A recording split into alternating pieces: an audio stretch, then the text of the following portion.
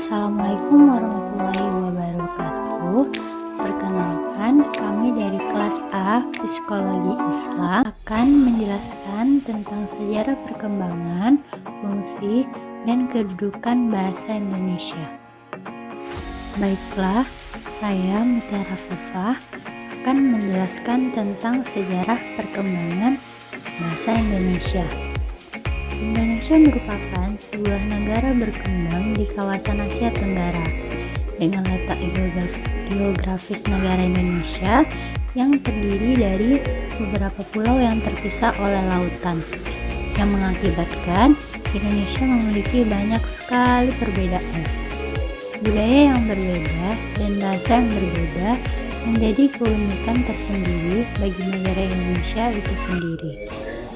Apabila ditinjau dari perspektif historis negara Indonesia, bahasa Indonesia diadopsi dari prototipe bahasa Melayu.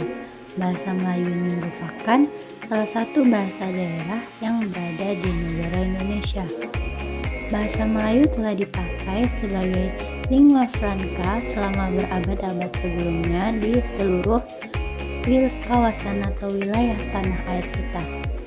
Berdasarkan bukti-bukti sejarah yang ditemukan, yaitu seperti prasasti yang ditemukan di Palembang, Jambi, dan juga Bangka, dapat diambil sebuah kesimpulan bahwa bahasa Melayu sudah dipergunakan sejak dulu di beberapa wilayah Indonesia, khususnya itu di wilayah-wilayah Sumatera, dan terdapat beberapa kerajaan besar yang berpengaruh pada saat itu. Bahasa Indonesia pertama kali diakui sebagai bahasa nasional, yaitu bertepatan dengan sebuah peristiwa bersejarah dalam perjalanan bangsa Indonesia. Peristiwa tersebut sering kita kenal dengan Sumpah Pemuda, yaitu pada tanggal 28 Oktober 1928. Tujuan dan lahirnya bahasa Indonesia pada saat Sumpah Pemuda pada dasarnya yaitu agar bangsa Indonesia memiliki bahasa persatuan yang dapat mempersatukan bangsa Indonesia melalui bahasa yang di atas dilatar belakangi oleh banyaknya bahasa daerah yang ada. Baiklah, saya Nadia Haryadi Umardi akan melanjutkan penjelasan mengenai sejarah perkembangan bahasa Indonesia. Sebelum adanya bahasa Indonesia, belum ada bahasa yang memiliki fungsi untuk mempersatukan bangsa dalam perspektif persatuan dan kesatuan bangsa. Seiring diikrarkan Sumpah Para Pemuda Nusantara pada tanggal 28 Oktober 1928 di Jakarta, menjadi titik awal perkembangan bahasa Indonesia sebagai bahasa nasional. Bahasa Indonesia merupakan bahasa nasional yang digunakan di negara Republik Indonesia.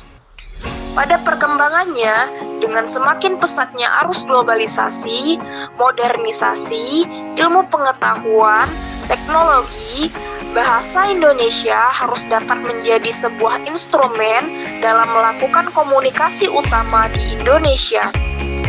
Melihat keadaan tersebut, berbagai stakeholder harus mempunyai inovasi agar bahasa Indonesia dapat senantiasa beradaptasi mengikuti perkembangan zaman agar bahasa Indonesia memiliki kedaulatannya tersendiri di negara Indonesia.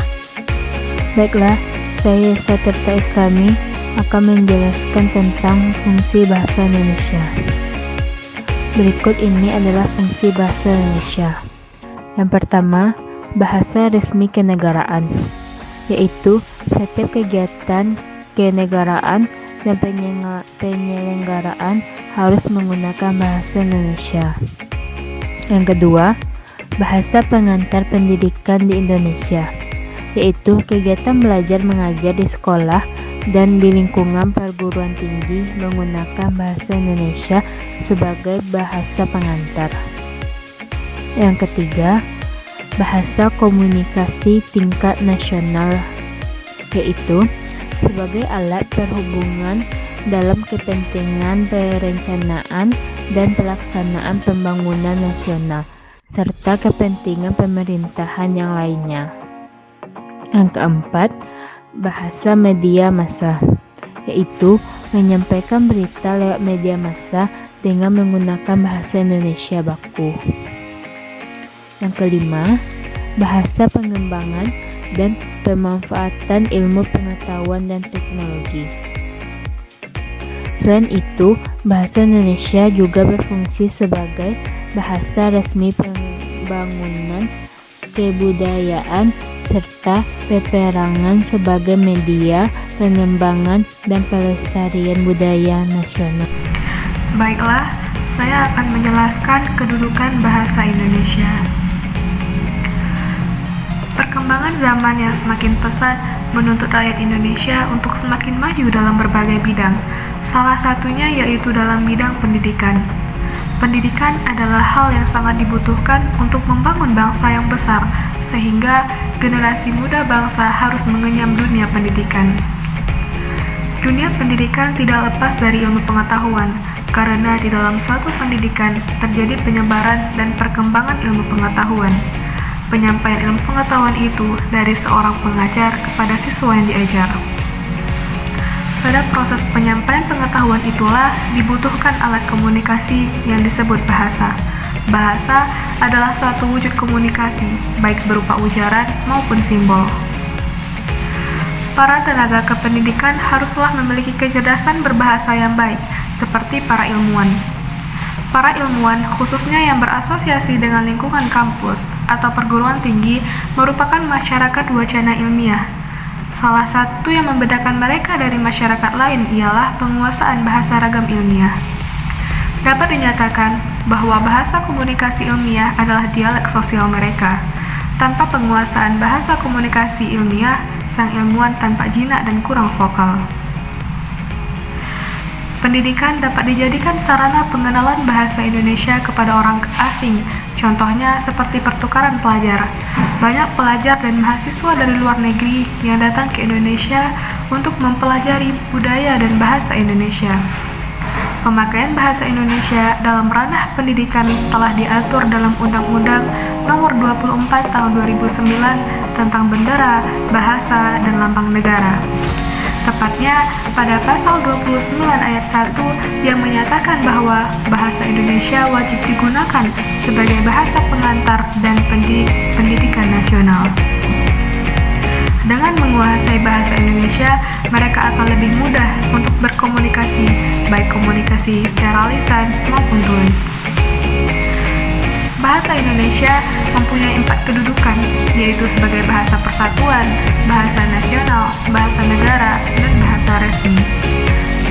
Dalam perkembangan lebih lanjut, bahasa Indonesia berhasil mendudukkan diri sebagai bahasa budaya dan bahasa ilmu. Bahasa Indonesia juga berkedudukan sebagai bahasa negara. Hal ini tercantum dalam Undang-Undang Dasar 1945 pada pasal khusus bab 15 pasal 36. Jadi dapat disimpulkan jika kedudukan bahasa Indonesia adalah bahasa nasional dan bahasa negara.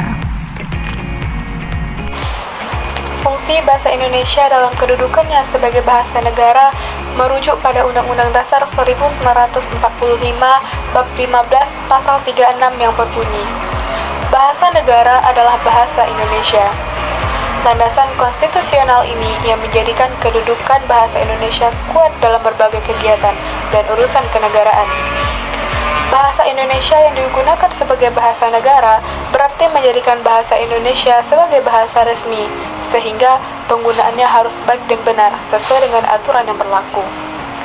Fungsi bahasa Indonesia sebagai bahasa negara juga meliputi 4 aspek, yaitu bahasa Indonesia sebagai bahasa resmi kenegaraan, bahasa Indonesia sebagai alat pengantar dalam dunia pendidikan, bahasa Indonesia sebagai alat penghubung pada tingkat nasional untuk kepentingan tata cara perencanaan dan pelaksanaan pembangunan nasional serta pemerintah, dan bahasa Indonesia sebagai pengembangan kebudayaan nasional, ilmu pengetahuan, dan teknologi.